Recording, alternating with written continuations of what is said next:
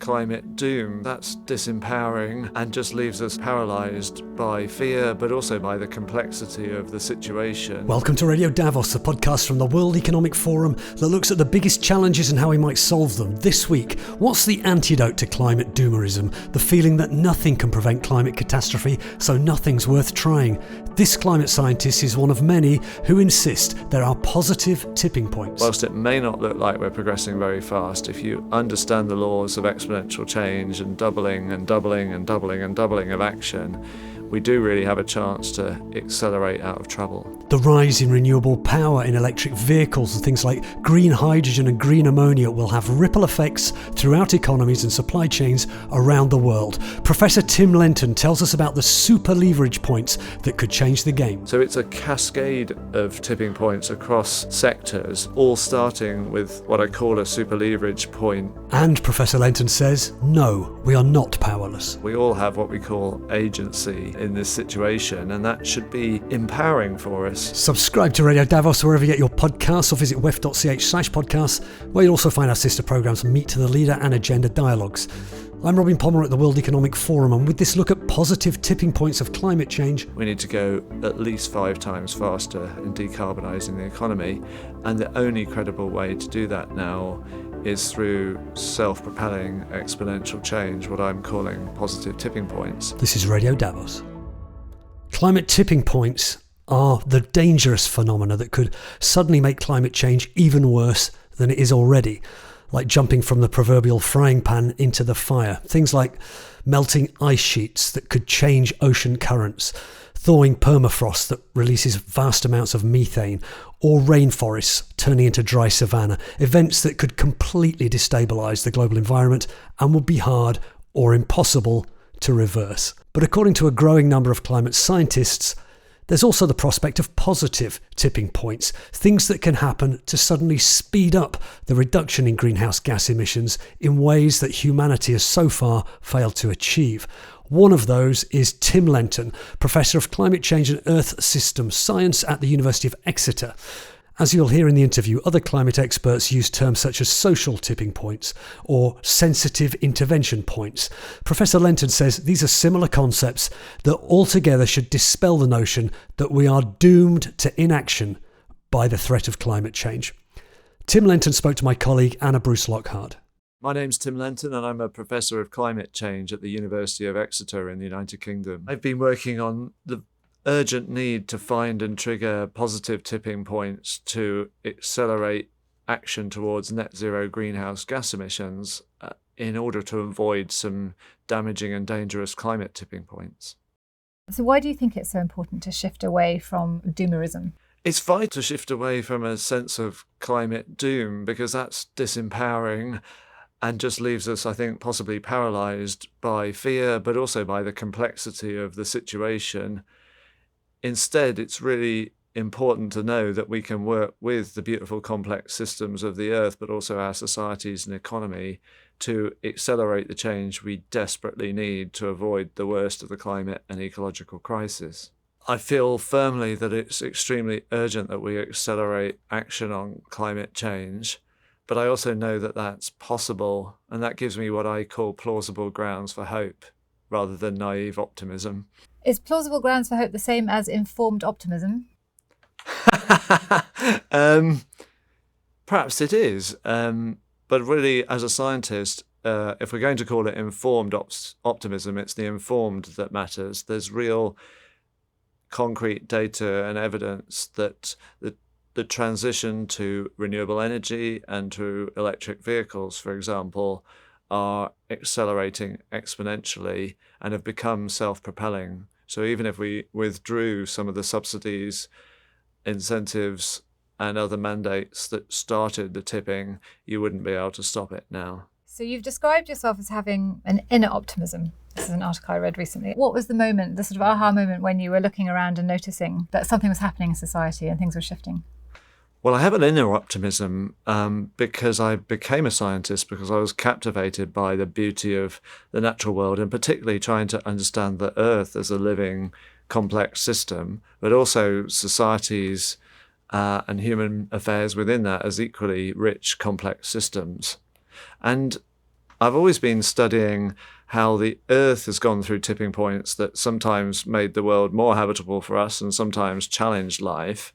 And it seemed very natural to look at society through exactly the same lens. And as the evidence started to come in, certainly in the last 5 or so years of really fast uptake of new technologies, it was natural to me to try to go out there and explain that tackling the climate problem isn't linear, just as the problem itself isn't linear. And on tackling it, that's critical. It means, whilst it may not look like we're progressing very fast, if you understand the laws of exponential change and doubling and doubling and doubling and doubling of action, we do really have a chance to accelerate out of trouble.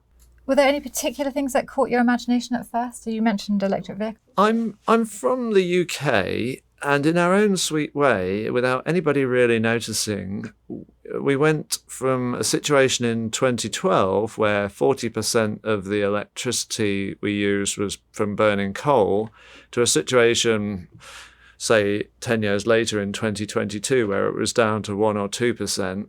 Nobody noticed because they don't think about where the electricity comes from when they switch the light on. But it's been a very effective and rapid transition triggered by a really modest price on carbon emissions, specifically targeted just to the power sector. So that excited me. And I was equally captivated when I started to understand why Norway was at least 8 years ahead of the rest of the world in tipping its marketplace completely to electric vehicles. And that led me to dig deeper into why Norway and how all that started. And that is an exciting tale that begins with social activists, environmentalists, who ultimately persuade, or you might say shame, the government into action.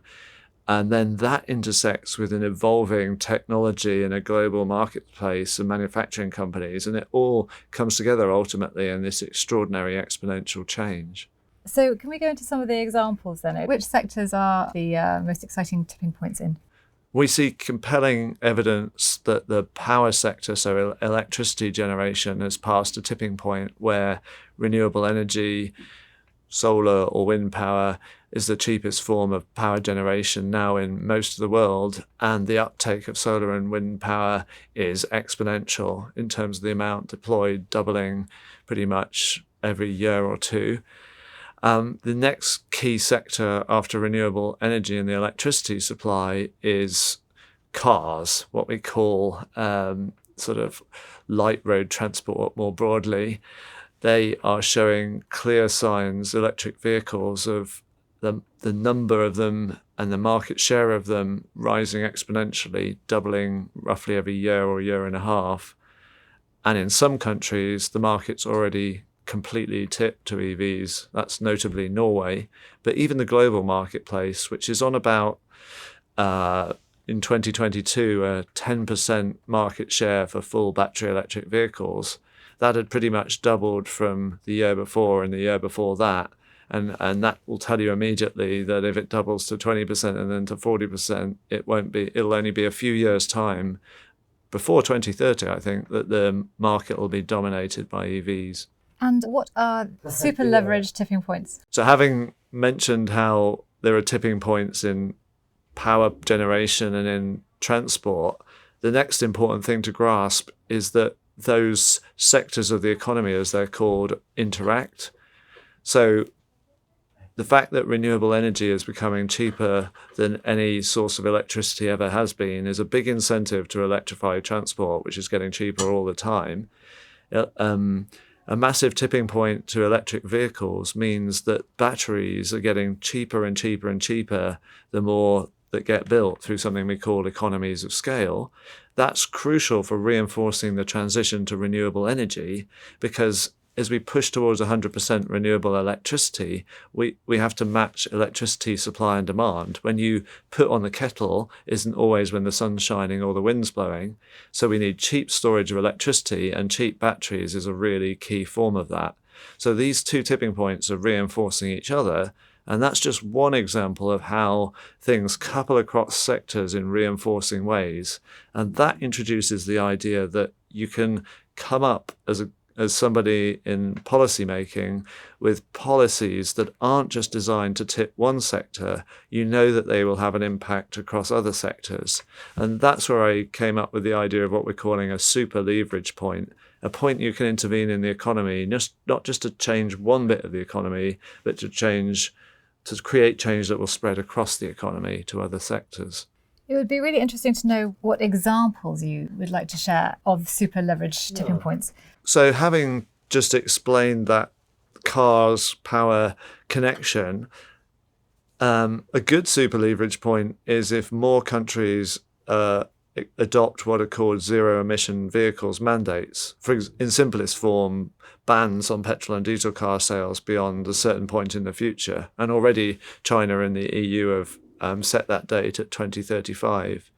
That's a powerful policy to bring forward all the reinforcing feedbacks that lower the price and improve the quality of electric vehicles. But by producing cheaper batteries quicker, it will also help accelerate the transition of the power sector to 100% renewables, and it will help heavy goods transport and medium and lightweight goods transport to also electrify. So we'll get a cross-sector effect. So you might well be asking, well, what's the next sector to tip? Green ammonia is ammonia that we manufacture by putting together nitrogen that we've separated from the air with hydrogen that crucially we've separated from the water molecule using renewable electricity in a process called electrolysis.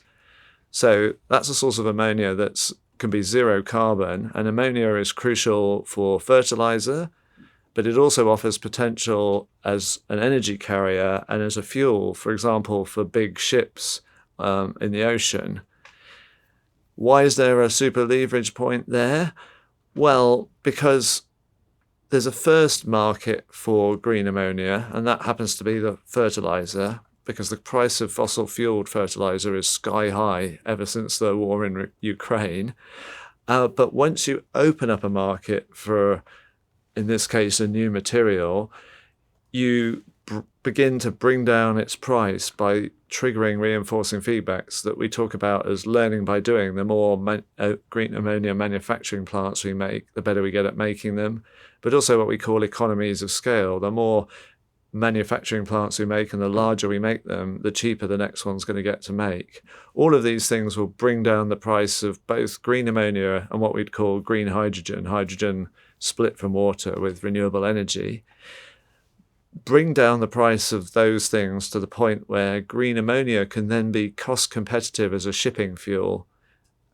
And that's another huge market. So as we'll then scale up ammonia production even further, bring down the price of green ammonia and green hydrogen yet further, and then it becomes cost competitive for an even bigger market, which is to use green hydrogen to reduce the metal iron to make steel in a clean net zero steel production. So it's a cascade of what we might call tipping points across sectors, all starting with what I call a super leverage point to incentivize green ammonia production, which we might do by encouraging governments to have a mandate to include a certain amount of green ammonia in the fertilizer that's used in their country or in their marketplace. And what about plant-based proteins? Plant-based proteins are an extraordinary opportunity space for reducing our impact on the land, as well as reducing greenhouse gas emissions from the food system and giving back land, if you like, to regrow forests, which might take carbon from the atmosphere and so on and so forth. There's a really disproportionate impact here because eating meat, in particular eating beef or drinking milk or eating cheese, is a spectacularly inefficient way to use the Earth's land surface. So that, along with other livestock products, if they can be substituted with alternative proteins that frankly taste just as good now and are competitive in price and rapidly becoming cheaper, then we open up a huge gain both in greenhouse gases and in renewing biodiversity.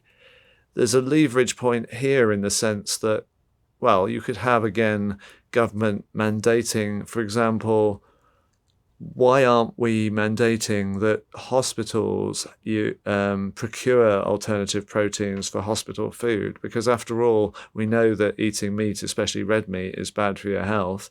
That would create a market for alternative proteins, which would help them achieve economies of scale, lower price, and so on. But it will have these benefits of not just the direct effect on the food system, but as I've hinted, opening up this opportunity space for nature-based solutions to, if you like, recolonize large areas of the land surface and suck greenhouse gases, especially carbon, out of the atmosphere. In all of these tipping points, there are certain factors that help turn what might just be classed as a trend into something that might eventually become a tipping point. What would you say that the main factors are in terms of the likelihood of the public adopting practices that help move society towards a tipping point? So the crucial idea here behind a tipping point is it's when a reinforcing or an amplifying feedback within a system gets so strong that it just keeps propelling change without you having to push the system anymore. And then we've got to ask, okay, what are those reinforcing feedbacks? And some of those are things like the more we consume a product, the better the people manufacturing get at making it, because there's all this learning going on all the time. And as consumers, we might feedback, we might say, this is rubbish, this is better, so on and so forth.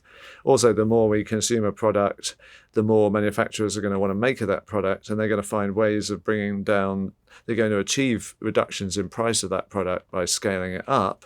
So that was an answer that says that we're all consumers, so we're all, just as consumers, playing some part in the feedbacks. It goes beyond that. Just as a member, just as a citizen, I'm probably not alone in having a pension, and I can ask questions about where my pension is invested, and I can complain as a pension holder if I don't like where my pension is invested. And there's an awful lot of capital in pension funds worldwide that, if some of it is still working against the transition we need to and still propping up fossil fuel companies, when I would rather it supported the transition, and that my pension was invested in all the things we've talked about: renewable energy, electrifying transport, alternative proteins. So I've got some leverage there. I might also choose to be a social activist as a citizen and go out on the streets or make my voice heard as a professor writing an op-ed in a newspaper to explain this thinking and encourage change. What I'm getting at is, well, we all have what we call agency in this situation, and that should be empowering for us in the face of a climate crisis that's otherwise rather disempowering and depressing. I wanted to touch on the research of Potsdam and Oxford as well, and they seem to be sort of moving towards similar things. So Johan Rockstrom calls it social tipping point, and Oxford has the sensitive intervention points. Is this a tipping point of its own? That all sort of leading climate scientists are kind of coalescing around the same idea? I think it is a tipping point if the kind of climate research community, somewhat independently, somewhat talking to each other, all start popping out the same core idea that there is non-linear dynamics, as we call it, in the economy, just like there is in the climate. And actually, on the economy side, that could be our salvation, whereas in the climate, it was one of the biggest sources of trouble. So I'm excited when I see my friends, colleagues, different groups also putting out this idea, and I'm, whatever language each of us chooses to use, it is fine. Ultimately, we might settle on a common language for what we're talking about, and that might help just spread the word to the general public and to policymakers. But as a scientist, the crucial thing is the concepts and the understanding and the systems thinking here, and that's what a bunch of us in different groups are trying to get across. What is the ultimate vision? What change are you trying to affect, and what would you hope to see after people have kind of read and digested your research, and what impact do you want it to have? Well, it's absolutely clear to me as a climate scientist that we have to stop fossil fuel burning as soon as we can and limit what are called the cumulative emissions of greenhouse gases. It's also absolutely clear that we're going nowhere near fast enough at doing that. We need to go at least 5 times faster in decarbonising the economy, and the only credible way to do that now is through self-propelling exponential change, what I'm calling positive tipping points. So the whole motivation to be researching those, to be researching what can trigger them sooner, is to avoid what I call the climate tipping points that otherwise are a source of existential risk to me, my kids, your grandkids, and all the generations to come. Tim Lenton is Professor of Climate Change and Earth System Science at the University of Exeter. The World Economic Forum is working with industry to help decarbonise the world's heavy emitting sectors. The First Movers Coalition, or FMC, has almost 100 member companies that have made commitments to purchase near zero emission products and services made with breakthrough technology, amounting to the world's largest private sector demand signal for emerging climate technologies. We'll be reporting on the progress the First Movers Coalition has made in a later episode of Radio Davos. You can also listen back to previous episodes where we've discussed this very important initiative. You can also find more information at the website wef.ch/FMC. Please subscribe to Radio Davos wherever you get your podcasts, and if you enjoyed what you heard today, it would really help if you could give us a rating or even a review and join the conversation about podcasts on the World Economic Forum Podcast Club on Facebook. This episode of Radio Davos was written and presented by me, Robin Pomeroy, with reporting by Anna Bruce Lockhart and studio production by Taz Callagher. We'll be back next week, but for now, thanks to you for listening and goodbye.